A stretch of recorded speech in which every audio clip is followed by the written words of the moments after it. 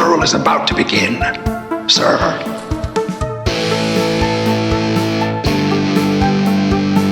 I think we just picked up Dracula. It's got a death curse!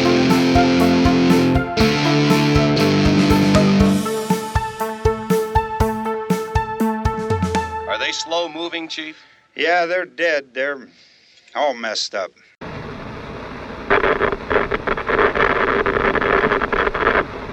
Welcome back to another episode of Never Not Horror. I am Steve Clark. And I'm Rich Hansel. And it is the season of love. Oh, I can feel it in the air. When this episode drops, it's February 11th, so coming up on Valentine's Day, time for lovers and celebrating your special someone. Yep. And so Valentine's Day is on a Saturday.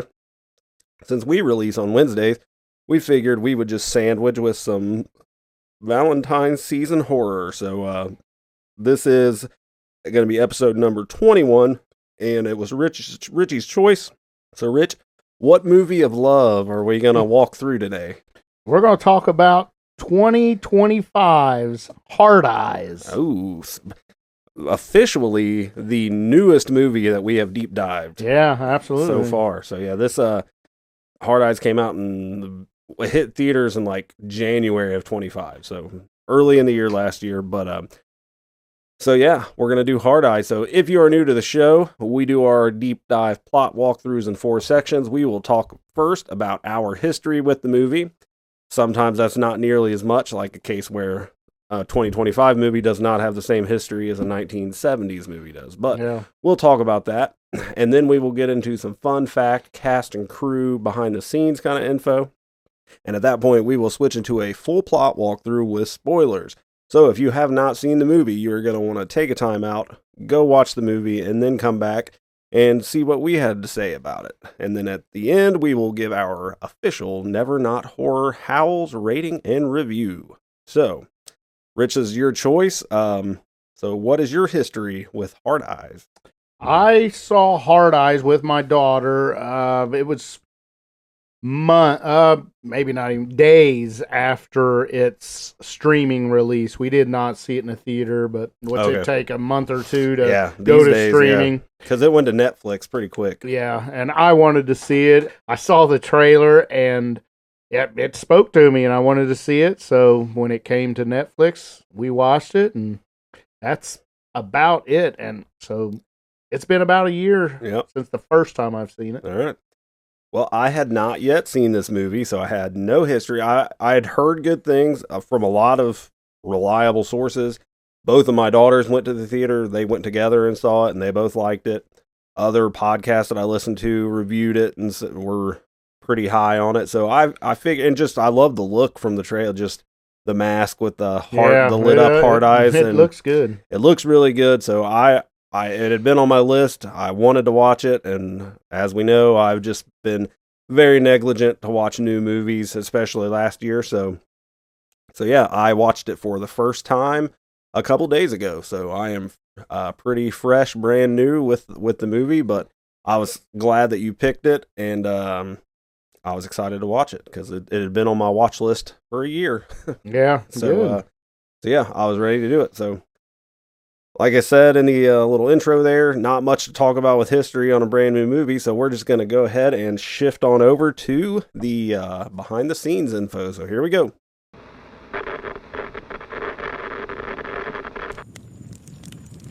Come closer.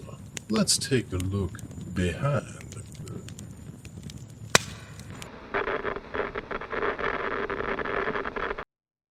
All right, Hard Eyes was released in 2025, directed by Josh Rubin, and stars, I only put the two, it was really just, you got your two main stars, basically, but, and you have a masked killer, so you don't know who the actor is to associate, but starring Mason Gooding and Olivia Holt. Couple notes that I wrote down just on the director and the two lead actors. Josh Rubin, the director, he also directed a movie that I've heard of, that is also, I've heard good things about, that I have not seen. Have you seen the movie Werewolves Within? No, but like you, I've heard of that. The reason, it's goofy, the reason I know about it is the girl from one of the cell phone commercials that's in all the she's one of the, I don't know if it's Verizon or AT&T. I think it's AT&T maybe. It's not Flow, is it? No, that's not Progressive Flow. This girl from the cell phone commercials is in it. Like, Okay. and so I knew about it from that, but I think it's more of a horror comedy. But anyway, that's been on my radar for a while. It came out a few years ago, but he also directed that. Mason Gooding, our male lead, he was in the newer Scream movies, which I've only seen so it would have been Scream 5 was the first new one. And I saw that one time, and then I've not seen Scream 6. So apparently he's in those, but I haven't seen him. And then Olivia Holt, I didn't see anything that she had been in before that I really knew, but I didn't either. But I did see on her IMDb that she is in a movie that's coming out soon that I saw a little bit about that looks interesting. It's a zombie movie called This Is Not a Test about kids holing up in a high school during a zombie apocalypse. So sounds good. I'd be interested in checking that out without giving spoilers as far as plot stuff. Like just from watching the trailer, I mean, this is a slasher movie, and it feels. I was into it. Like I was excited to see it because it feels like a throwback to the. I mean, it's got a little bit of a Scream feel to it, but just to your Jason Voorhees, like a silent killer that doesn't talk, but he looks cool, and definitely just up my alley, and not something that we see a ton of. Yeah, it's kind of unique. Yeah, really. Right, and it's a seasonal, like themed around Valentine's Day, and there's not a ton of. I mean, there's some obvious My Bloody Valentines and stuff, but so that was cool. And I just really thought he looked cool. And other than that, just knowing it was a slasher movie and the guy looks cool, I didn't really know anything about the plot. By the time I watched it now, I hadn't seen the trailer since it was in theaters, so I didn't really remember or know anything about what the story beats were. So I was going in pretty blind other than just knowing what he looked like. Yeah. I did write down Gigi Zumbato was Monica, which is Allie's, our lead actress, Allie. It's her best friend. Okay. The one you see throughout the movie. Mm-hmm. And then I did write down Jordana Brewster, who plays Detective Shaw. Yeah. She looked very familiar. She was in Fast and the Furious. She was? Yeah. Okay. I think so, like the first one. All right. She was the Paul Walker interest. I didn't put that together, but yeah, you're right. Okay. I think I think I'm right in what I'm saying, but that sounds right to me. Yeah, I don't think I looked up her acting credits on her, so I wasn't sure, but she definitely looks familiar to me. I am ashamed of myself that I forgot to mention this, and you just teed it up for me. Devon Sawa is the guy detective, her partner. Oh, and he was in... Devon Sawa was in Idle Hands. He was in the recent... He was like a teen heartthrob. He was, Casper, the movie Casper. Yep. He was the... was that Christina Ricci? Mm-hmm. Yep. The boy that she liked that turned out to really be Casper. That was Devon Sawa. Oh, okay. The recent Chucky series on TV on USA, he was in that. He played twins, like he was like the main guy in that movie. I watched a little bit of it. Yeah, I did too. So yeah, Devon Sawa. I know him most. The thing I think of right away is Idle Hands. Have you ever seen that? 90s. Man, I don't know. I knew there was another horror like staple thing, and it's more popular than Idle Hands. I don't know why I went straight to that one, but he was the main character in the first Final Destination also. Oh. The guy that freaks out on the plane. Holy shit, that was him, wasn't it? That was him, It was. I can see it now. He's a lot older, but yeah. His eyes, you can see that in his eyes. That's Devon Sawa. Damn. Nice. I almost forgot about him. Yeah. Because that was of everybody in the movie, he was the one I recognized, and I was like, hey, Devon Sawa. I was going to say something. Oh, he's also in... I think it came out maybe 23 or 24, but he's in a movie, like a comedy horror movie with Bruce Campbell from Evil Dead. Oh yeah. Called Black Friday, about people working in a toy store on Black Friday. Yeah. Okay, I have not seen it, but I have heard of it. Yep. So, all right. So a Devon Sawa sighting. All right. What you got on budget for this? Budget, I have 18 million. Okay. Which that's not bad when because this is a lot of practical movie. effects too. Yeah. So that gets pricey with them practical effects. And that's 2025. That's modern inflation money. So that's I would expect it more than that. Yep. And it box office was worldwide. I have 33.1 million. So they almost doubled their their budget. Right. And then it's been on Netflix ever since it hit streaming, so I'm sure they get some cut there. So successful. I don't know if we'd ever see a sequel or not successful, but maybe. You never know. I'm surprised. Well, I mean, it's only a year old, so it is in development. Is there a sequel in development? It is. Okay. The script is wrote by the same writers, and I think the director is on board. Oh, okay. All right. Josh Rubin is on board with directing it. Okay. All right. Well, let's take a look at the Rotten Tomatoes and see what the critics and the public think. This one is about as close of the same score as we've seen. Tomato meter critic score is 78. That's pretty good. And the popcorn meter fan score is 76. Wow, almost 80. Yeah, right there. I mean, so movie is well received. Yeah. So maybe that's surprising considering what it is, that it's just a teen slash. It's not a teen slasher. I mean, these are 20-somethings, but Rotten Tomatoes matched up with everything else I'd heard about this movie. So going in, I still have no reason to think that I'm not going to enjoy this. So, all right. Well, you have anything else? Like I said, even with the behind-the-scenes stuff, newer movies are more difficult for that. I just have unless you have stuff to put in fun facts. Okay, go ahead. Do that. Go ahead and do that now. Yeah. I don't know if you knew this, and I didn't know it until I started looking up this actor who plays our lead. His name is Mason Gooding. Yep. He plays Jay. Mm-hmm. He is Cuba Gooding Jr.'s son.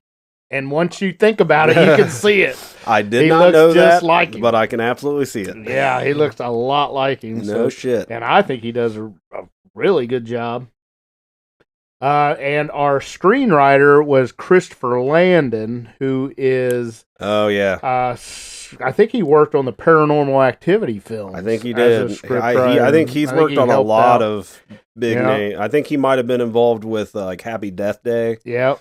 I think he was, and then he is the son of Michael Landon from, of course, Little House on the Prairie fame, and I Was a Teenage Werewolf. That's Michael Landon. Yeah. And what was the other Highway to Heaven? Yes, that's it. Highway to Heaven. Yeah, Mom and Dad used to watch that. Yeah. So there's a famous. I didn't know that either. Honor there. And I did write down there is a sequel in development, script already with Josh Rubin, like I mentioned, being on board already. So hopefully that, maybe 2026 later in this year or maybe next year for Valentine's Day. Hard Eyes 2 would be fun. I like it. You reminded me, I'm going to take us on a tangent here, talking about people being related to other people. Often mentioned, fan of the show, my buddy Todd. Mm-hmm. He texted me the other day with something that I did not know, and I was like, no shit, I got to tell Rich about this, so we're doing it live. I'm going to have to pull up his message here so I get these names right, but I don't think you know this, and you will be surprised. Oh, he didn't have the names in here, but so we both watched in our 40s ranking The Spiral Staircase. Yep. Did you catch that the actress who played the Bride of Frankenstein is in that movie? What's her name? The bride. Elsa Lanchester. Yes. Okay. Lanchester. So Elsa Lanchester was in The Spiral Staircase. She was? She was. And here's a picture of her in that movie. She was like the maid. All right. Damn. So Eagle Eye Todd caught that. Yeah, nice catch. I don't think I knew that. And then I did not know this either. So, do you know who Elsa Lanchester was married to? She was married. No, I don't think I do. I think I'm thinking of Mary Shelley. But yeah, no. She was married to director Charles Laughton. Really? And do you know what Charles Laughton made? He made, what was it? We just talked about him. He was he did. Let's take it back to the 1950s, where he directed a movie that we both saw for the first time and really enjoyed, Night of the Hunter. Oh, that's right. Yeah, Yes. that's where I've heard the name. So yeah. the guy Charles that Laughton. directed that movie was married to the Bride of Frankenstein. And he wasn't much of a director. He was more of an actor, but Yeah. he did direct that one. Okay, so I called him a director, but yeah. Yeah, Charles Laughton. So I so did not know that. So Todd sent me that picture That's of her awesome. in Spiral Staircase and said, the Bride of Frankenstein's Man, there's in so this. many links in And this. she was married to the guy that directed Night of the Hunter. It's like, what? That is crazy. There's a lot of that in horror movies, yeah. man, where people, there's always links to Yeah, things, and it's fun to find out. It It's a is, blast yeah. like this. Right, Michael Landon's son Yeah. and Cuba Gooding Jr.'s son. I had no idea on either of those. So that was a fun thing. Todd sends me interesting stuff all the time. I'm gonna have to make like a touch point with Todd section I of the know, show. big where- time. What did Todd contribute? Yeah. But in case we have any new listeners and you came here just to listen to Hard Eyes talk, we are referencing our Quick Cuts episodes, which is every other week. And we've been doing a Horror by the Decades ranking series where we rank our top 13 movies from each decade. Spiral Staircase was in the 40s, Night of the Hunter was in the 50s. So Yeah. if you're into some horror history kind of things, Yeah. check those shows out. Have a great time with it. Yeah. Okay. You got anything else? That is it. All right. Sounds good. All right. Well, if you have not seen Hard Eyes, you're going to want to take a time out. Go watch the movie. It is currently streaming on Netflix, or it's available to rent or buy. And then come back and we will walk you through.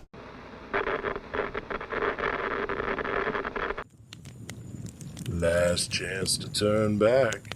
Don't say we didn't warn ya.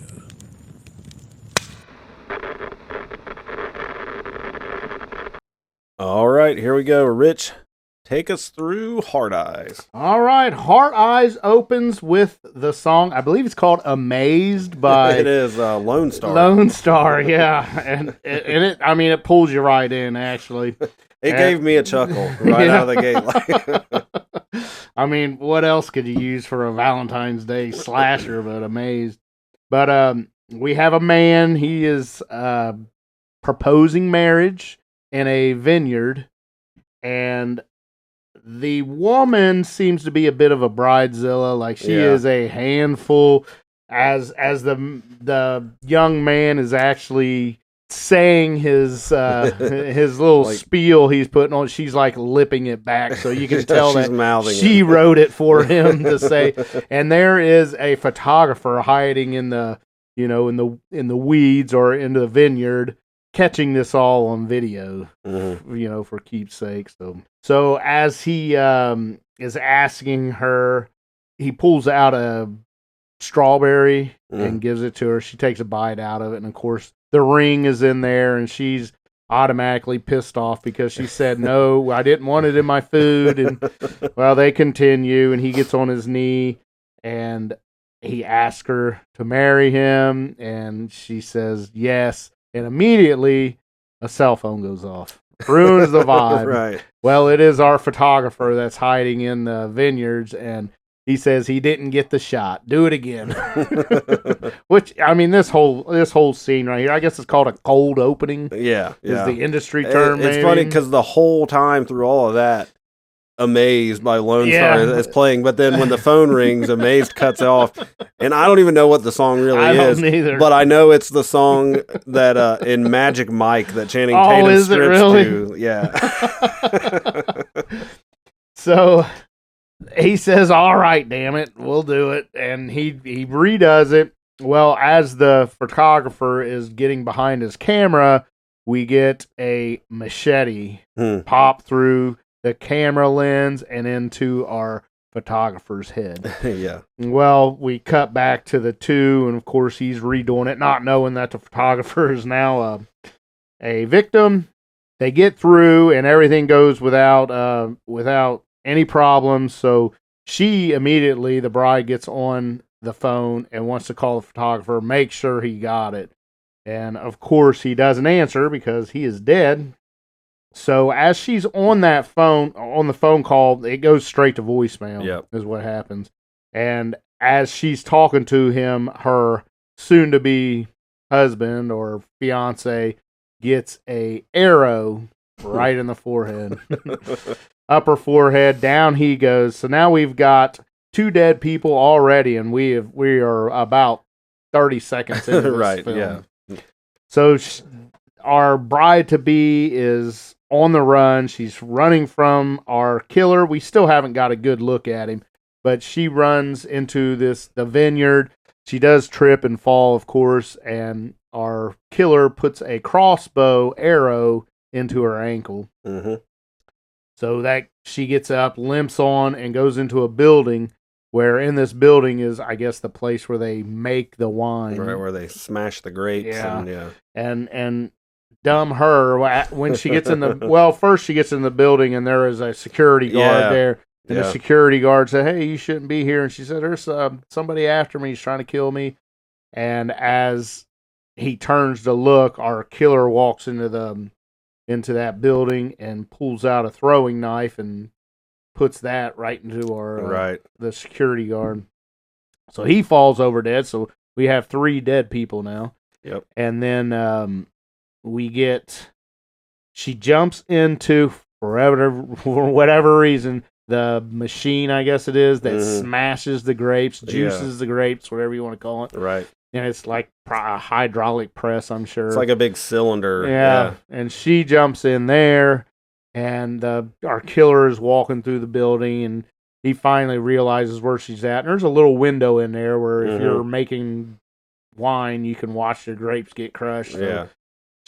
he reaches in there to get in there, and she slams the door on his hand, and she take that. He jerks his hand out. Well, then he starts the machine. Yeah. And our hydraulic presses start closing in on our lady here, and we get through a view through the little window that you can watch her grape smash. We get to see her head pop like a grape. Yeah, and it blows outward into the glass.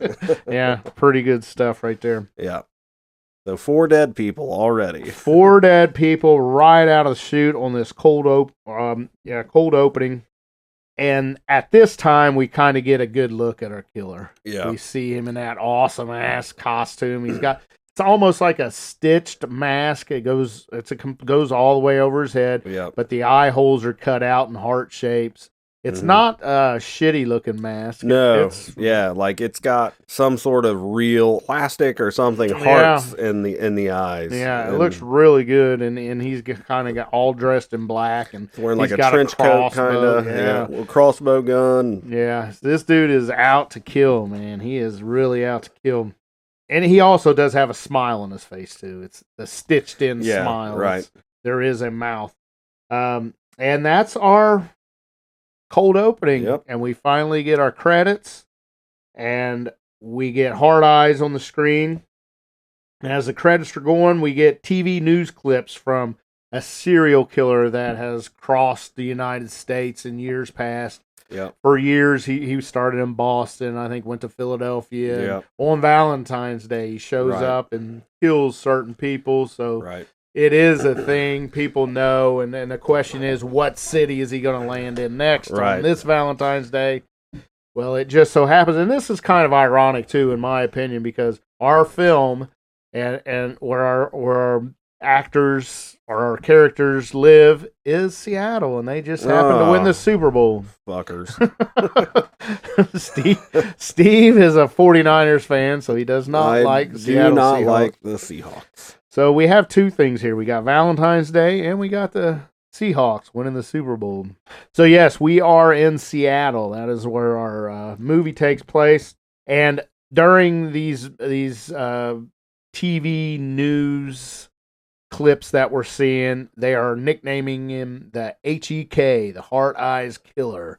And where is he going to land next? So after the news clips ends, we are with a woman, and she is scrolling through social media posts, and she sees her ex in a picture with another woman. Mm-hmm. And we learn that her name is Allie, and she is soon joined by her good friend Monica, and they are talking about how Allie looks stressed, and Allie says it's because her boss sent out an email calling for a meeting that is pertaining to Allie's campaign, and that she thinks she's getting ready to get fired. I mean, nothing is good. She's working for an advertisement agency as an agent, and she is worried about what's going to happen here later on this morning. And they are in a coffee shop. Monica and Allie are, and the barista calls out Allie's drink. It's some drink that I would never order. Yeah, it's one of them fancy pants, 2 sugars, Starbucks, right? It seems weird to me, but and she goes up to the counter, and as she's grabbing her coffee off the table, another hand comes in and grabs at the same time, and this is our leading man. This is Jay, who is, as we spoke in the beginning, is Cuba Gooding Jr.'s son, and he looks just like him. He does. Very young Cuba Gooding Jr. I like this scene because as they're talking about how they're coffee mates, and this is really weird. How I like the barista in the back. He's like, it's really not that uncommon. Because at first he's like, oh, that's mine. She's like, no, this is definitely mine. Yeah. And then the barista comes up with the exact same drink, and it's like, I didn't think anybody else had this. Yeah. Would have this crazy coffee order, and they're like, oh, I know. And he's like, it's actually a really common order. Now get out of the way. I got customers to take care of. We're kind of busy. Yeah. But yeah, it's very. They play it super cheesy, but it works. Yeah. Like, because they're doing it on purpose. They bonk heads with each other, just the cheesiest like romance comedy things you could do. Yeah, we get that, just a cute back and forth dialogue between these two, like any typical romantic comedy. Yep. I mean, that's, other than the cold opening, that's where we're at. We're in a romantic comedy for sure right now. As Allie and her friend leave the coffee shop after they get their situation taken care of, Jay happens to look up at the TV, and the newsman is announcing that the Hard Eyes Killer has chosen Seattle. And that is their hometown. Well, not Jay's, but Allie lives in Seattle. Right. So this is going to be the next city for Hard Eyes to make his kills in. And 4 people have already been, the newsman says 4 people have already been killed at a vineyard. So we understand now that happened in their town in Seattle. And when a news reporter on that TV that Jay's looking at, she interviews the chief of police, and I like this. And she's like, so what do you recommend to all the couples out there that want to go out and celebrate Valentine's Day? And he looks at the camera and says, stay home. So now we're at the advertising agency now, and we're in a meeting, and Allie is working as an advertising agent, and her boss is hating on her most recent ad. And what she's done is she's kind of used the Heart Eyes Killer in an ad campaign, and it's like love and then murder, people dying after they love and tragedy. Yeah, Romeo and Juliet. Yeah, and then we even get to see clips of her commercial that she made. It is an ad commercial for rings. They don't tell you if it's jewelry. Jewelry, yeah. And it's just ridiculous. And it's like your typical jewelry commercial where it's black and white, and you see some lovers and they get shot. I thought it was funny though, like, because you see like a Romeo and Juliet spoof, and then like a Bonnie and Clyde thing. Yeah. But when when Bonnie and Clyde get shot, the blood sprays are like red ribbon that pop out of their shirts. So I loved it. Funny. Yeah. So the boss lady of the ad agency, she just kind of berates Allie right there in front of her, all her coworkers. There's probably another 20 or 30 people in there, and she just lets her have it, makes her look like an idiot. And they say they need to get another one done, and we're behind time on here. We can't go with this. We need something quick. And she calls on a fella named Jay. Mm-hmm. Bring Jay in, and when Jay walks in, of course it's that Jay, our guy from the coffee shop where they bumped heads right. and thought they was coffee mates. And she is like, oh, just so embarrassed now because now Jay knows that she's fucked everything up at work, and he's there really to clean up the mess. He is a freelance marketing guy to clean up pretty much Allie's mess that I don't know, made. maybe just because we're not that far removed from Christmas, but it made me think of an elf. Yeah. When they bring in Peter Dinklage with his notebook of ideas. I totally thought about that too. So Allie is, of course, she's very awkward now, and she totally sees Jay as a threat to her career and doesn't want anything to do with this, but the boss says that she must work with Jay, and I think she gave him 24 hours to get something made. Yeah. So time is the essence, and Allie, of course, she does not want to work with this Jay guy because he's there possibly taking her job away from her. Yep. So, but that's the orders from the boss, and that's what's got to happen. So that puts us in our whole day. That's what's going to happen, and it is on Valentine's Day. So our whole setting is in Seattle on Valentine's Day. We started in the morning, and we're going to work our way through this day. Yep. So we cut scene there at the advertising agent, and now we're back at the vineyard, and we're introduced to Hobbs and Shaw, two detectives. Hobbs is a man, and that is our Sawa. Is that what you? Devon Sawa. Devon Sawa. And Shaw, she is a woman detective, and they are on this murder case that happened at this vineyard. And through dialogue, we learn that Shaw, she is looking for love. She's been on dating sites, and Hobbs, her partner, he's kind of pursuing her. And flirting, she don't want nothing to do with that guy. She's really looking at all these guys on these dating sites and stuff. Shaw immediately says this is the job of the HEK, the Hard Eyes Killer, and she shows a photo. I guess they got the photo from the photographer, and it caught a kind of a bad picture of the killer, which was the Hard Eyes Killer. So that's how they know that the HEK serial killer is in Seattle. We cut that scene. Now we get Allie and Monica, her friend Monica, in a bathroom, and they're in separate stalls, and they're reading bad reviews of Allie's ad that they put out. And then we hear a voice call for Allie, and it's Jay. And Jay is in this, what we think is a woman's bathroom, but he does say, hey, this is a unisex bathroom, actually. Right. And he tells Allie that he has booked a table at a romantic restaurant. I don't think he said romantic restaurant, but a fancy restaurant, so the two can work on, he says, saving the company. Right. But only after his scheduled yoga class. So this dude is like, it kind of seems like he's so cocky that he knows he can fix this problem, that he's going to go do a yoga class for an hour. Very confident. Yeah, he is. Arrogant to an extent, but not over the line, I feel like. Just very confident. Yeah. So he tells her to be there at 8 p.m. sharp, and that he'll have to catch a plane right after to get to his best friend's wedding. So that's his plans for the evening. Yep. And now we're with Monica and Allie, and now they're at another restaurant, and they're talking and having a drink. It looks like they're on their lunch break. They do work together, Monica and Allie do. And they're talking about Allie's ex and how he's moved on so quickly. And Monica asks about the cute guy, Jay. And, of course, Allie, she gets super defensive, calling him the guy that wants to take her job.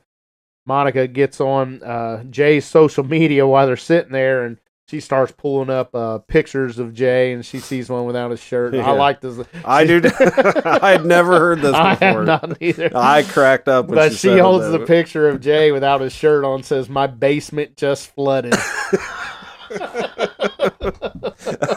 I was gonna say that if you didn't, because it cracked me up. I've never heard that. So Monica says that she looks awful in her wardrobe she has on, and that they are going to go shopping so she can have something nice on for her. She keeps wanting to call it a date. Right. Allie's, no, it's not a date. It's a business meeting. There's no date here, and you can tell Monica wants them two to hook up probably. Mm-hmm. So we cut that scene, and now Allie is at the restaurant. And, of course, she gets to a table, and, of course, just like every romantic comedy, somebody is late. Yep. Jay is late for the date, but finally when Jay arrives, the song May I by Brooke Benton starts. Okay. Yeah. I don't know that, but Yeah. I mean, I saw the movies. I did not recognize the song. Yeah, though. great song. I think it was even in Goodfellas. They used it in Okay. Goodfellas at one point. But, and it's slow motion. Jay walking in slow Right. motion, looking all cute and hot. Yeah. And Jay gets there and he sits down, and the two chit chat, kind of about love, and it gets all awkward, just a regular romantic comedy. Right. He's right talking to her like they're on a date, but she is very resistant to doing that. And she's just pissing all over his idea of what love is. Yeah. And you can tell she's been heartbroken. Yep. She is not into this love thing. Allie, in a roundabout way, kind of insults Jay pretty badly about his thoughts on love. Yeah. And he gets up, and he's finally like, "Look, maybe this is a mistake. I'm sorry. We'll do this over a phone call or something." He gets up and leaves, and as he gets out of the restaurant, and of course Allie comes running, and she apologizes, and I think mostly because she's afraid that she's going to get fired. Yeah. This guy's going to go back and tell her boss that Allie is not cooperating. I can't work with this lady. That, I don't know. I feel like I think she, as probably any woman would be, like she's into this dude a little bit, but she doesn't want to be. Yeah. And so she's like trying maybe too hard to not show that she is, and she's snapping at him, but yeah. Yeah. So she does apologize to Jay and explains to him that she cannot lose her job, and Jay says he doesn't want her job. So a cab pulls up, or an Uber, I think, and all of a sudden, out of nowhere, we hear some giggling from behind, and all of a sudden, Allie grabs Jay and just plants his big wet kiss on him. Mm-hmm. It's a big, long kiss, and he's like taken aback, like he don't know what the hell's going Right. on. But soon enough, we see this other couple walk up, and it is, of course, Allie's ex and his new girlfriend. So she kind of just grabbed Jay to make her ex jealous, I guess, and kiss him. And we get this dialogue here between these two. And Jay figures it out pretty quick. He's a quick-witted guy, and he understands what's going on here. She's just trying to make her ex jealous, and so he plays along with this whole charades, and the Allie's ex and the girlfriend, they kind of say, yeah, we were supposed to meet somebody here for a double date, but unfortunately our double date got murdered in a vineyard. So ironic. They couldn't make it. And after Jay's like, oh, and you still kept the reservations, huh? He's like, yeah, of course, in their memory. Like, well, the food is great here, isn't it? Now to get out of the whole this awkward situation, that couple walks in, and Allie jumps right in the Uber with Jay. Yeah. And he's like, "Oh, you're coming with me, huh?" Yeah. And it's really good banter. Between these two. They work really, really well together. Like it feels like real chemistry. Yeah. So as they're getting into this Uber, we get a first-person view from our killer, who seems to be watching Allie and Jay as they're getting into this car. You can see the heart outlines of the shape of the eye holes are heart. So we know now that our killer is watching Jay and Allie. They asked the Uber to make an extra stop to let Allie off at her apartment, and they do. And as she's getting to her door, she can't find her keys.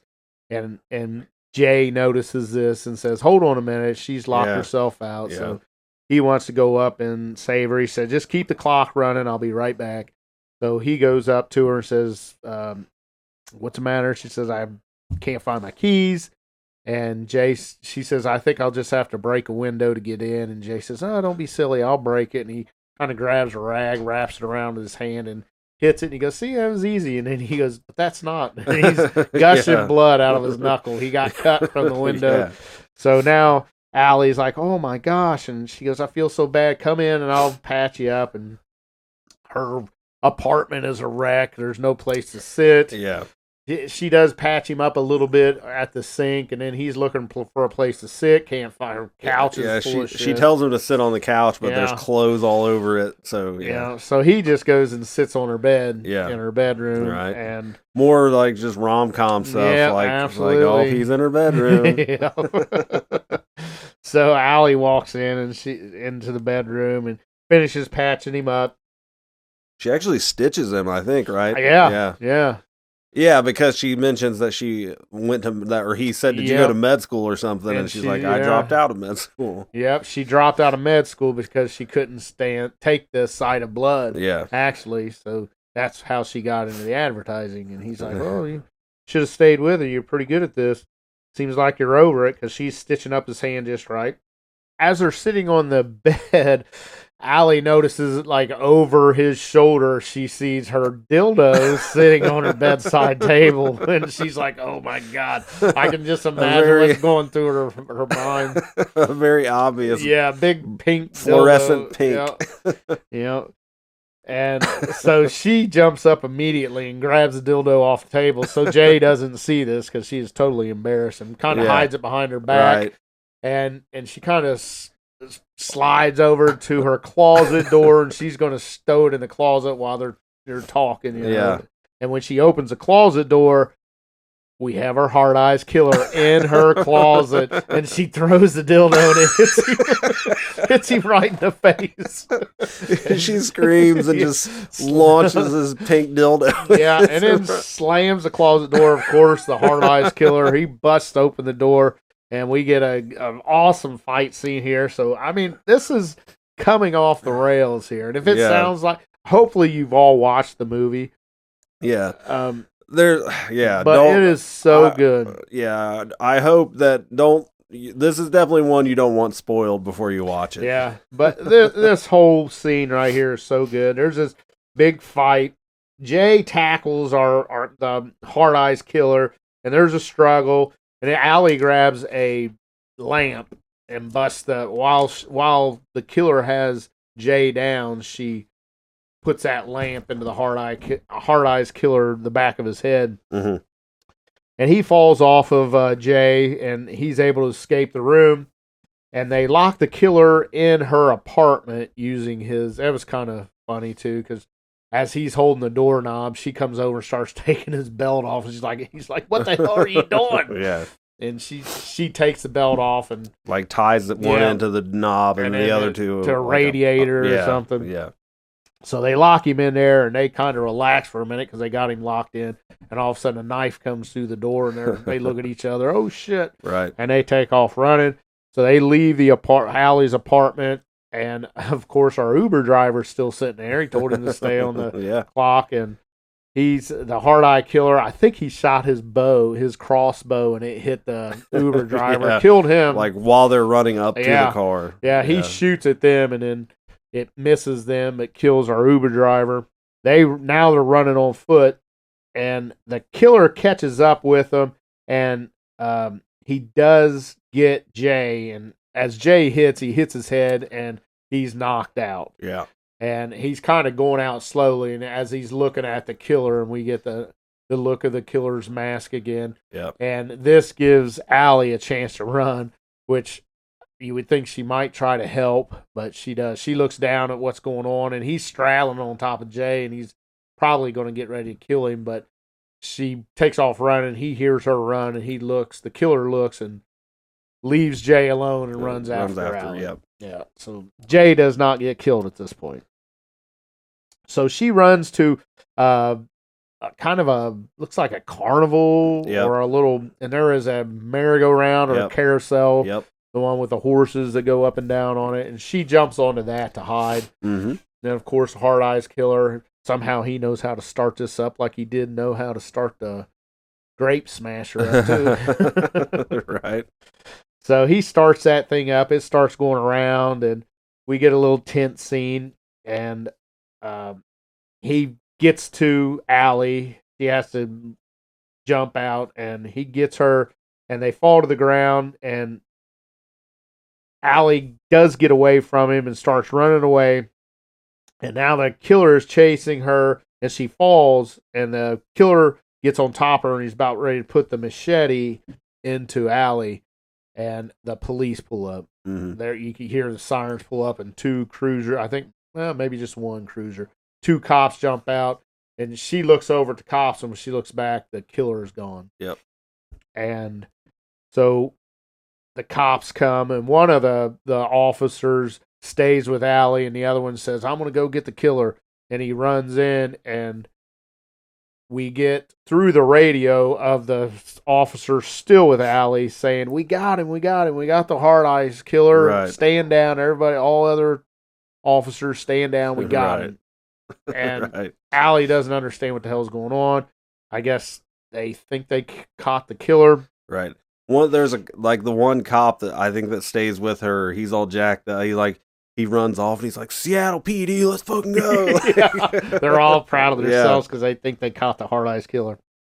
So our scene kind of cuts there, and now we're still on the scene, but now we have our detective duo, Hobbs and Shaw, and they're getting ready to question Allie.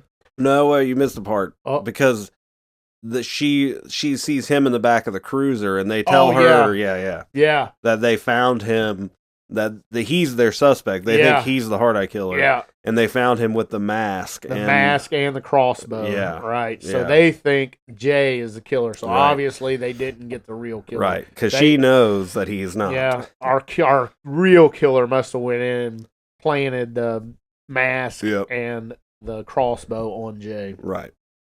So they got Jay in the back of the police cruiser, handcuffed. And he's pissed. Yeah, he is pissed because she left him. Yeah. And he's sitting in the back of a police cruiser.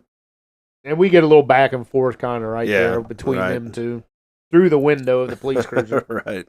When Allie says there's no way it could be Jay, there's no way he was with me the whole time, and Shaw, our female detective, she suggests that maybe Jay wasn't acting alone and that maybe he had an accomplice. And that they tell Allie that they're going to take Jay in for questioning. And we kind of cut scene from right there. Right. And now we're at the police station, and we're in an interrogation room. And we have Shaw and Hobbs, our detectives, in there questioning Jay. And he kind of gets smart ass with him. And Hobbs, the male detective, gets pissed because he kind of makes him look like an idiot in a roundabout way. And Shaw says, relax, just go get a coffee and I'll talk to him. So Hobbs, our male detective, leaves, and Shaw sits down, and it's kind of good cop, bad cop in a way. Yeah. And she's asking Jay how, questions, and then she does bring up the fact that she says, was you in Boston and in Philadelphia on these days? And he kind of thinks, he's like, okay, she's trying to pin the Philadelphia and Boston killings from previous years on him. And he says, I'm a freelance worker. That's what I do. I'm a freelance worker, and I'm in different cities all the time. And Shaw's like, it's kind of ironic, Mm-hmm. So it is looking like Jay has something to do with this. Yeah, well, they also find evidence. They find a wedding ring with J.S. initialed in it, which is his initials. Yeah, and that's J. when he Simmons. And that's when he pisses off Hobbs, because he was like, It's like, one, I'm not married, and two, who the fuck gets their own initials in their wedding ring? Yeah, and that's when that Hobbs guy gets pissed off at him. So we get a scene outside the interrogation room, and Allie's pleading with another officer. Kind of looks like a check-in officer. Like she doesn't do much but sit behind a desk. Right. I think she's doing a crossword puzzle. Yep. And Allie is trying to plead with her, like, I need some information on what's going on in the interrogation room. Can you please go check? And suddenly an IT guy comes popping up, and he's talking about how this lady officer, her Ethernet cable came out or something. He says, you must be good. Or you Ethernet cable must come out. You should be good now. Mm-hmm. So he looks at Allie, and she's a pretty girl, and he kind of says, hey, could I ask you out for a coffee? Right. Not nearly as smooth as Jay. Yeah, not at all. Yeah, he was like, I'm just going to shoot my shot here. Yeah. And, of course, she says no, she's not interested. She's in the middle of something pretty bad going on. And he apologizes. Oh, yeah, okay. And Allie says, where is everybody? Why is there nobody in this police station? And that IT guy says, they're out celebrating. We caught the Hard Eyes killer. Yeah. So that leaves us an empty police station. You're right. So that lady officer, she finally does get off of her butt, and she says, I'll go and check on... It's funny because she's still ignoring Allie, and she's doing her crossword puzzle, and she's saying it out loud like the clues, and it was like a type of dog that 5 letters that ends in H, and Allie says, bitch. And she's like, excuse me? And she's like, a female dog. She's like, oh, thank you, okay. So she gets up and leaves Allie alone in this room. We did learn, I'm sorry I missed, that this IT guy's name, he introduces himself as David. So we have him. He apologized, left, and we get back into the interrogation room, and Detective Shaw, she tells Jay that she knows that this is the part where she tells him she knows he was in Philadelphia and Boston when those killings happened, and now Jay is like, oh crap. He's in between a rock and a hard spot. Yeah. Shaw comes out of the interrogation room and meets with Allie, and she kind of questions Allie. And because the dispatch lady up front or whatever came back and said they had an AWW, an angry white woman. In the lobby. And when she goes out, of course, it's Allie, and she starts asking Allie, why would the Hard Eyes killer go after you if you guys are not a couple? Yeah. And she says, well, and the story just sounds so bad. She's like, we kissed, and she tries to explain it's because I was trying to make my ex jealous, that whole thing that happened. Yeah. There's something, an officer would not believe this story. Right. So all of a sudden the power goes out. The entire police station's power goes out. Yeah. And they do not have generator backup. You'd think they would. You would think. So everybody kind of gets a little paranoid for a second, and Shaw says, I'll go check the breaker. You guys just stay here. And Allie's starting to hear something from a broom closet. I think it says supply closet on it. Yep. And our lady officer there is still there, that lady that was doing a crossword puzzle, and she goes over. She says there's something in that closet. So the lady goes over and looks, and our Hard Eyes killer jumps out. Yep. And kills that lady, all while Allie's all alone now by herself after that lady got killed. He does kill her with a flagpole too. Did you notice that? He puts that flag with the American flag on it. Yeah. He puts the flagpole through her, and she does drop her flashlight, and he kicks that out. Now, Allie is totally alone with Hard Eyes in pitch black station, and then we get this kind of cool scene because he turns on his night vision goggles, and his Hard Eyes light up red. Around it looks mask. awesome. It does. It looks pretty cool. And so he has night vision, and we're getting first-person view of him kind of looking around the room, looking for Allie. she knocks him down by throwing a trash can at him, and he falls over a chair. So she runs into the hallway, and now she runs back into Detective Shaw, and Allie tells her, killer's here, and she runs away, leaving Shaw there in the hallway by herself. And as Hard Eyes walks into the hallway, we see Shaw pull her gun, and we go back to the interrogation room where Hobbs is back in there with Jay, and we hear a gunshot. We don't see what happens, right? But we do hear a gunshot, and we assume that Shaw shot Hard Eyes. Is what you would at least assume. shot at him. Yeah, shot at him. So Hobbs, he gets up and he wants to go out and check out what the gunshot was and all the screaming was about. And he's walking through the dark in the police station with his gun drawn, and he's kind of hollering for Shaw. And he gets a machete right in his crotch, kind of an uppercut, crotch shot by a machete. Right. And it is brutal. And then he pulls it out of his crotch and puts it in his head. Yeah. Pretty brutal kill. And all this, mind you, is practical effect. None of that crappy, what do we call it? CGI. Yeah. So they do a really good job with these practical effects. It looks good, yeah. Yeah. So now we're back with Allie, and she's wandering through the dark police station.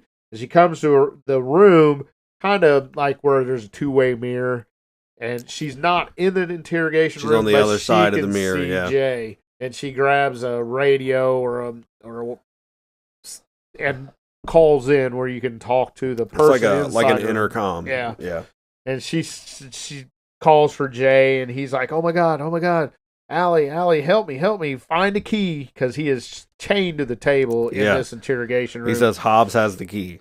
Now all of a sudden he gets nothing from Allie, so he's thinking that she's left him for a second time. She ditched him a second time, and slowly the door opens and Hard Eyes walks in, and he starts to attack Jay, and all of a sudden he does get Jay down, is getting ready to kill him.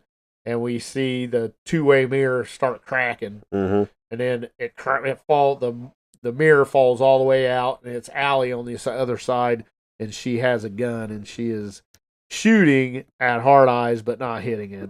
She is a terrible shot. She unloads this whole clip. It must be 15, 20 right. shots, and she misses everyone. Yeah. Hard Eyes is able to escape, and she has the keys. She did get the keys, and she frees Jay from the handcuffs, and they run out of the police station.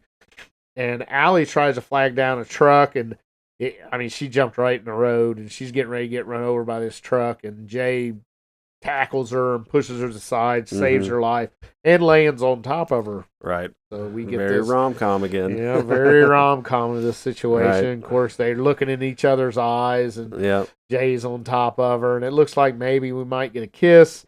And all of a sudden, Hard Eyes, our killer, walks up, and he's out of the station, and he starts chasing after Allie and Jay. They get up, they run away, and they end up at a drive-in movie theater. And we do have a drive-in movie theater around our area. We have a couple, yeah. I don't know if there really is one in Seattle, but we have one. We do. I have not been to a drive-in theater myself in over 20 years. But damn. I went several times when I was like a teenager. Yeah. But we got what's the one that's closest? The one that's like outside Hamilton. The Holiday. Holiday Drive-in. Yeah. That's the one we go to. There's we also usually go once a year. There's also the Melody 49. I don't know where that near, one is. It's up near Brookville, Ohio. Oh, is it? Like right off of 70. Like I've never been Brookville. to that one. Yeah. But yeah, there are still drive-in we theaters still have out two there that are reasonably close. Yeah. We go about once a year. So they're in this drive-in theater now, and they kind of look at each other and like, "Oh my gosh, we've led him to a place where all the highly populated area with lovers. Usually, you're taking a date to the drive-in, and that's what he targets. Yeah. So they feel bad, but they need to get away. So they kind of veer in and out of all these parked cars, and they find a van. Old, looks like a mid-90s big luxury van, and nobody's in the front seats, so they jump in and they duck down to hide from the killer. And all of a sudden in the back of the van there's these looks like probably two potheads, a man and a woman, and they're stark naked, they're ready to get it on.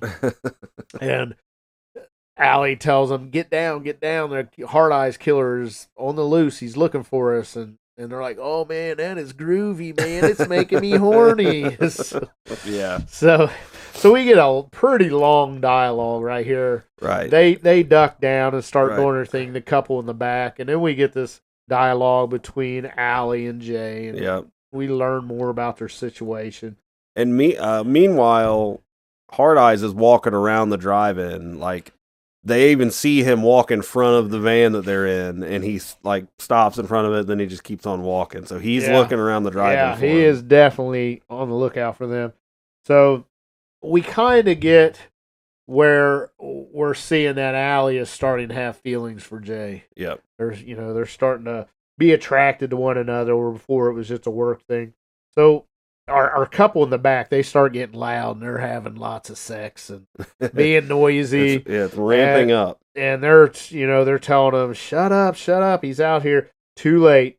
The back door opens and Hard Eyes stabs the man through his mouth with like a 4-way tire iron, if you know what I'm talking about. He stabs that through his mouth and then pulls the girl on top, and she gets the opposite end of it. It's and wild. It's pretty cool. And then he pulls her off, and you can see the hole all the way through her head, and it looks back to the front of the van, and you see Allie and Jay sitting in the front. So it's a pretty cool scene, really good. So a random girl sees all this, and she screams, and this all of a sudden sends the entire drive into the chaos, and people start running every which way. Of course, Allie and Jay, they get out and they run, and this killer just starts butchering people left and right, man. Yeah. He is Just taking chopping. out people everywhere. And Jay wants to run away, and Allie, she says, we let him here. We need to kill him. We need to stop. He's killing all these innocent people. We need to get him. So they decide right then and there that they're going to go looking for Hard Eyes. So they're going through the movie theater, and they find him. He's about ready to kill another couple, and she yells at him, and Jay flips him off and Right. try to get him to distract him. Yeah, to get him to chase after them. So, and he does. Hard Eyes starts towards them, and they said, "We need a weapon." And it's funny. Allie pulls out at the beginning at the coffee shop. She pulls out a straw, a metal straw, and that's what she pulls out now. She says, "Here it is," and he's like, "That's not a weapon. It's this metal straw to save the environment out there on the West Coast. I guess they're not allowed to have straws a whole lot, papers or plastic straws." So he's like, "That's not a straw."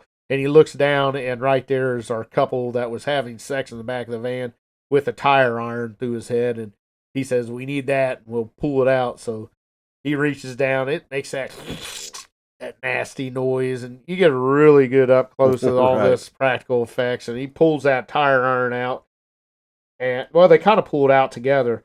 And right then, the killer, our Hard Eyes killer, he gets there with a machete. He knocks the tire iron out of Jay's hand and knocks him to the ground, and he straddles on top of Jay. He's about to bring the machete down, and Allie hits the killer in the head, and he drops the machete, spins around, and grabs Allie by her throat, and he's choking her, and Jay picks up the machete that he had dropped by the killer did and stabs Hard Eyes with it, and he falls over dead. The machete goes all the way through his chest and dead. Yeah. He falls over, so Hard Eyes is killed is what we suppose. And Allie walks over to him, pulls the mask off, and it is somebody we've never seen. Yeah.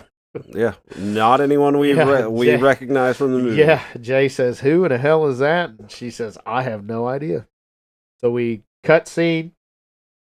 Now we're with Allie and Jay, and they're sitting on the back of an ambulance. Time has gone by, and they've got blankets wrapped around him. And Jay asks Allie if she wants to go back to his room and order room service, and they can write this new ad campaign. And, kind of, he has this feeling like they live happily ever after.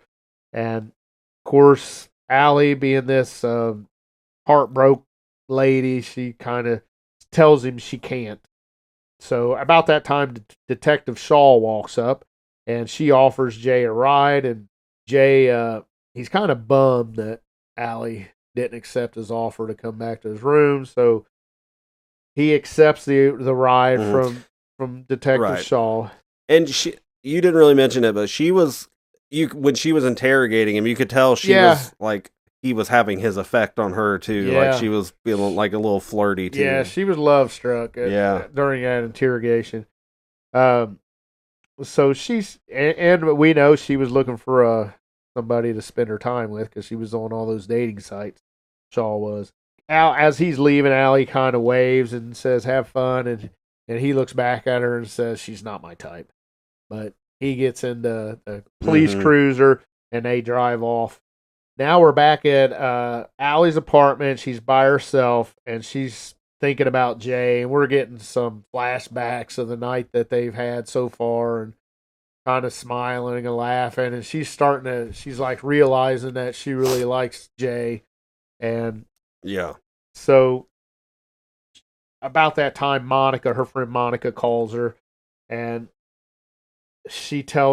Allie tells Monica that she thinks she's fucked up. She let Jay get away. He could have been the one, and I let him walk away. And Monica says, where is he at? She goes, well, he's catching a flight. He gave me his number. We're going to finish the ad through phone, and he's going to his friend's wedding. Right. He's going to catch a flight, go to his friend's wedding. And Monica says, you got to go to the airport, find this guy. You guys are meant to be, blah, blah, blah. Kind of that whole rom-com deal again where you got to race to the airport to catch the love of your life before they get away. Yeah. Seen it 100 times. Yeah, really. absolutely. and it's meant to do this. It's not. They're not trying to be something they're not. It is. No, yeah, like they're leaning into it. Yeah, leaning hard into Yeah. it. Allie, she agrees, and she heads to the airport to go find Jay. So as she arrives at the airport, she's looking and hollering for Jay. There was kind of a funny scene where she sees a guy walking in the opposite direction. She runs up to him and taps him on the shoulder. He turns around and she gives him a big hug and pulls away, and it's not Jay. It's some random guy, and he's looking at her like, just had the same hair. Yeah, you creep. What are you doing? He kind of looks at her funny. So she can't find Jay, and all of a sudden her cell phone rings, and it's caller ID, and it says unknown caller.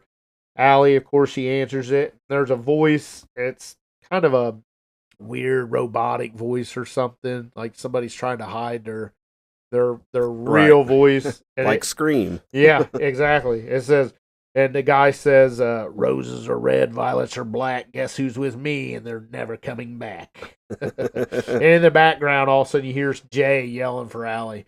So now we know somebody has abducted Jay and are holding him. And the caller says to meet them at a St. Valentine's chapel. Come alone or he dies. Call for help and he dies. Allie, of course, being in love with Jay now, she agrees to meet the killer at this chapel. So now we see Allie's cab pull up to this old abandoned church. I mean, it is run down bad. And Allie gets out, and when she walks into the dark chapel, there's no power on in there, but there are candles lit all over. And we hear a voice, kind of the same voice that we heard on the phone. And and we also see Jay, and he's standing bound and gagged, standing on his feet.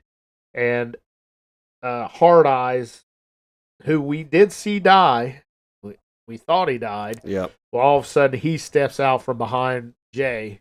Hard Eyes reaches up, pulls the mask off, and it is none other than David, our IT the guy. tech guy Yeah, from the station. Yeah. And so Allie asks if they didn't kill him, who the hell did they kill? Right. And he explains that it's a random guy that is a fan of theirs, and they kind of brought him along and made this kind of weird love triangle, I think, but just a stupid guy that they sent out and helped kill with them. Right. Thought he was part of a thruple. Yeah, he does say a thruple, and about when he says a thruple, because she does say, so you guys were a couple, he says, no, a thruple. And about that time, none other than Detective Shaw walks out. Yes. Twisteroo. The big twisteroo. So Shaw all along has been working, or is the Heart Eyes killer. Shaw explains that her and David were married at this exact chapel about 10 years ago, and that they love the St. Valentine's story. And I don't know much about I don't St. either. Valentine's No. story. They do explain something about beheading, and Yeah. there's a story behind it where I don't know. Yeah, I'm not familiar with the history. I to have it. no idea. I was going to look it up, but I ran out of time, so I didn't. So just explains that, and that they just love to kill couples. It's kind of their fetish. It's kind of their kink. That's what they like to do. Go around, kill these love-struck couples. So they tell Allie that the guy that they killed in the drive-in was just this stupid fanboy. And Allie asks them, why? We're not a couple. Why did you target us? And she explains, well, we wasn't going to kill you. We was actually there for the couple you was talking to, which was Her ex. Allie's ex.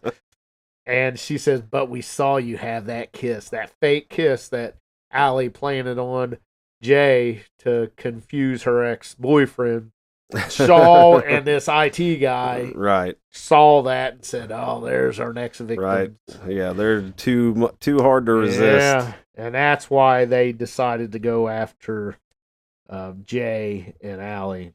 So Shaw, she pulls a gun up, or she points to a gun. It's a revolver sitting on the ground, and she says, I want you to pick that gun up. It's got one bullet in it. You can either save Jay and kill yourself, or you can kill Jay and get away. You know how this is going to work out. Yeah, right. Makes no sense to give, but it's in the script, so we'll stick with it. So Allie does. She picks up the revolver, and she decides, she pulls the gun up, and she does tell Jay that she is in love with him. She's been in love with him for a while. She's finally figured it out, and she's going to save him. And she pulls the gun up like she's going to shoot herself. And suddenly she turns and shoots Jay right through the shoulder. But Shaw was directly behind Jay. Yeah. And the bullet went through his shoulder and hit Shaw in the stomach. Mm-hmm. Bad wound. And she kind of falls over. And David, our IT guy, he's pissed now because Allie just shot his wife. Allie does get a chance to run up and grab Jay while that David guy is kind of trying to help Shaw up, Detective Shaw. And David turns and starts shooting bullets at them. They do get away. Shaw, she is not dead. She gets back up on her feet. She grabs a machete and she walks after Jay. And kind of Allie and Jay are separated at this point. David pulls Jay away and grabs Allie by her hair. Shaw grabs Allie by her hair, and Allie elbows Shaw in the stomach while David pulls out his own machete. While David is down near him, kind of holding the machete to him, Jay pulls out an arrow off his belt. He has like one of those little arrows that goes to that handheld crossbow. And he puts it kind of through his temple, and it goes past his eyeball and into his nose. It is a brutal hit. Right. It's not a deadly hit. Right. Yeah, but it's not a lethal blow, but very enough painful. to freak you out. Yeah. So Shaw and Allie have a huge struggle, and Shaw knocks Allie. She knocks out Allie. So now she directs her attention to Jay and says that she wants him to watch as she kills Allie. And it's kind of a tense moment, and Shaw is about to bring the knife down, and Allie reaches up and stabs Shaw in the throat with, guess what? Her straw. The metal straw that Jay said all along was not a good weapon. And it was kind of neat to see that. Yeah.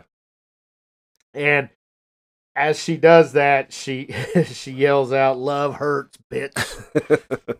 And as Shaw starts reeling backwards, Allie rushes her and pushes her onto it's a sword of a statue of Saint Valentine. And he's holding that sword out, and her throat goes right into the back of her neck goes right into the sword. Yep. And she's kind of hanging there a little bit. It's kind of cool. And again, practical effects. Her head looks good. With the weight of her body, her head starts pulling away from her body starts pulling away from her head, I guess. and Right. the body falls to the floor, so now her head's off. It's still sitting on the sword, but it slowly rocks off, and her head falls onto the body. Really pretty good scene, really. Yeah. So Allie, now you assume everything is over, and Allie goes over to Jay and sits down next to him. Suddenly, because our David's arrow through the face wasn't a kill shot, Yeah. he starts crawling towards him, and just so happens the crossbow's laying right there. Jay picks up the crossbow and puts an arrow right through David's head. Yeah. And that is the end of our killers. And Jay looks up at Allie and says, "Planet saved." And she says, "Planet saved." So we cut scene. Screen goes black. It comes back, and it says 1 year later Yep. on our screen. And we're popping champagne, and we're back at the advertisement agency, and the boss lady is talking about how if you would have asked me a year ago that I'd be standing up here as having the most sales Right. and marketing history in Right. Seattle or whatever Right. it was. She Things wouldn't are believe going it. good. She says that Allie has announced that she is going to be leaving the agency to go pursue her dreams as a medical doctor Yep. to try to save the world. Going back to med school. Yeah, going back to med school. She's got over her fear of blood. And Allie says, well, they say success. They toast to success. And Allie stops them and says, to love. Mm. So we cut scene there. And now we're back at the drive-in theater. And Allie and Jay are sitting in their car. And Jay pulls out a little small box, looks like a jewelry box, and it feels like he's about ready to propose to Allie. And he opens it up, and it's a key. Mm-hmm. And he asks Allie to move in with him, and she's kind of like confused. And Jay, he's kind of cleaning up his mess. He says, "Oh no, I'm sorry. I shouldn't have asked you that. It's too soon." And she says, "I don't want a key, Jay. I want you." And she pulls out a jewelry box of her own. Right. And she actually proposes, "Will you marry me?" Yeah. Of course, Jay says yes. Yep. And that is the end of our movie. Happy ending. Happy ending. And it does close with the Supremes, "You Can't Hurry Love." Which Yeah. I thought that was Yeah. pretty good. All right. But that was it. That All is right. Hard Eyes. All right. Hard Eyes. All right. Well, let's go ahead and transition and get into our rating and review.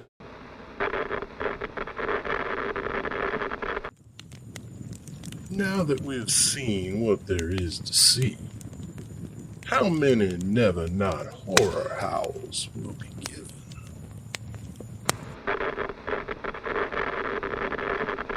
All right. That was Hard Eyes. So, Rich, since this was your pick, you can go first with your rating and review. So, what did you think of Hard Eyes? All right. Like I had seen, it's been a year. I saw it before a year ago.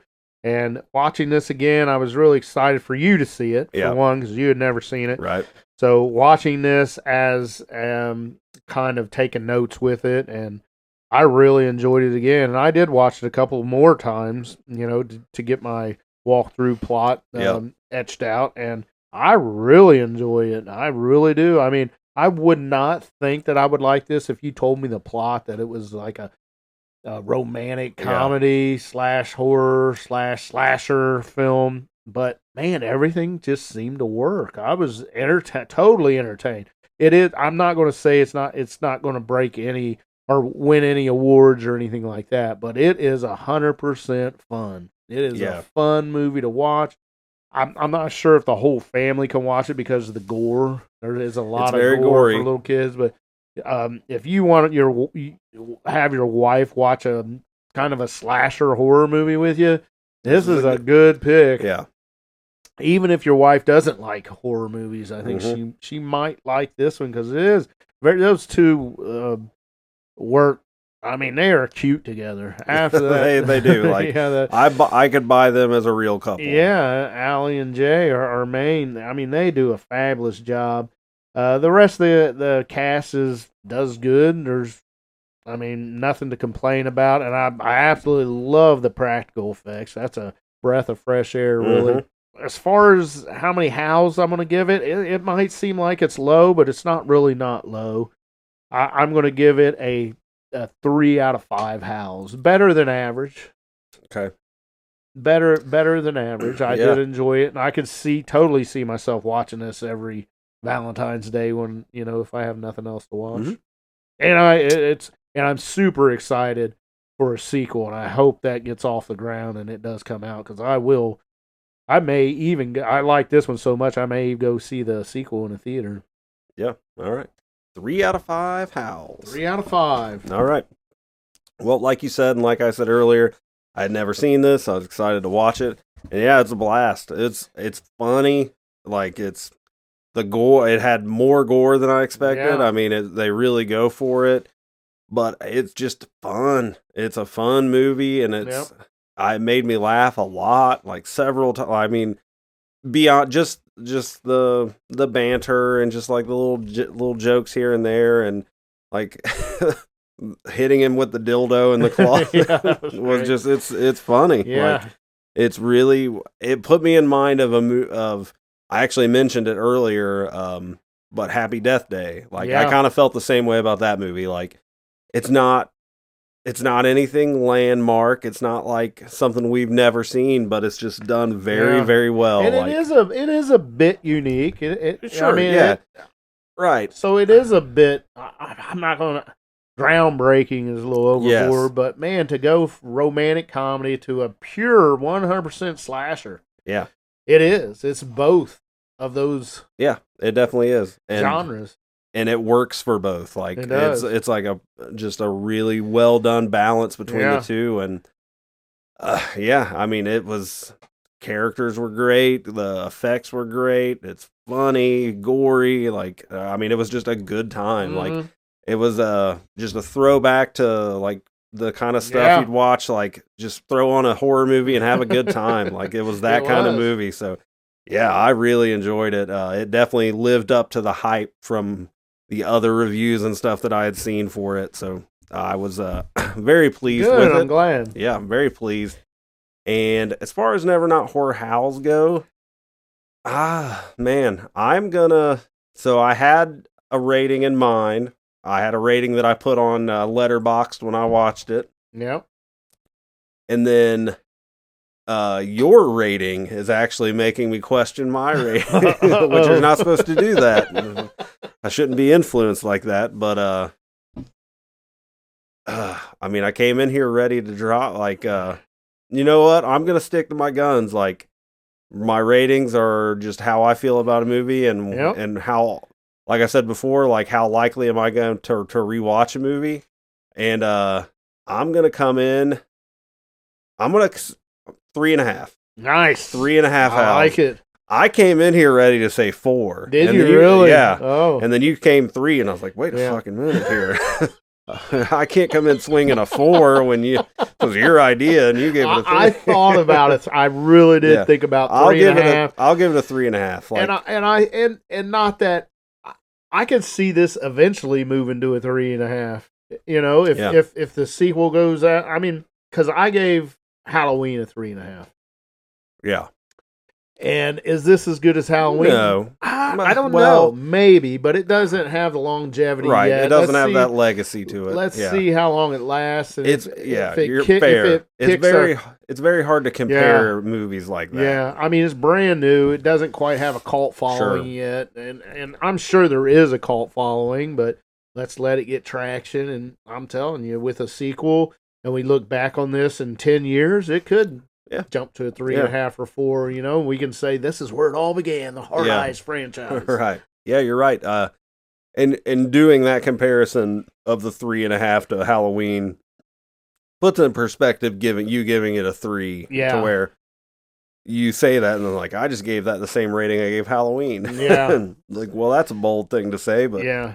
And I don't want to quite put it there yet, but I'm telling you, I think it has a chance. Give it time, and if it you know, festers long enough around in our thoughts and has a couple good sequels, I think it can garner that because it is good. Right. It is good. It just needs a little extra push from the public, and I think because It is a really good film. See what time does to it. Yeah, so. yep. All right, fair enough. So, all right. We're a 3 and a 3.5. Mark it down. So, all right. Well, that will do it for our deep dive review of Hard Eyes. And so next week, we're back with Quick Cuts, and we're going to break a rule that I started right off the rip. So, well, so we're almost to the end of Horror by the Decades. We're doing the 30s next, but we're not doing that next week because I particularly have several movies I need to watch, either rewatch or watch them the first time. I do too. So we're not doing that yet. So we are going to dive back into the remake roulette wheel. And we did that with The Thing. And the setup there is I've got a list of remakes that we spin. It's auto, like a generator thing. So we don't know what we're going to get. That was the pitch. Well, this time I know what we're going to get because we picked it. So it's Valentine's Day. Yeah, how could we not? How could you not do it? So next week will be Remake Roulette, My Bloody Valentine. So yes. we are going to look at the 1981 original and contrast with the 2009 remake. So that will be coming up next week. So yeah, that'll be fun. Yeah. So if you enjoyed the show, please like, rate, review, do what you do. Tell your friends about Never Not Horror. If you want some Never Not Horror merch, go to nevernothorror.dashery.com and you can pick up some stuff there. If you want to support us outside the show, go to YouTube and search for Rich Hansel, and you will find his channel and action figure unboxing. It's always like every time, I feel like every week or every 2 weeks when I come in here, it's different in here. Oh yeah, like, I try to. The ones, the figures that are up on the wall behind you change so often. Like I never know what I'm gonna get. I try to incorporate my Right. recently opened figures with my backdrop. Yeah, I like it. If you want to support my books, go to steveclarkbooks.com and you can find links to everything there, including my shop where you can buy signed paperbacks. So, yeah, come back next week where whatever it is, it's never not horror. Oh, yeah.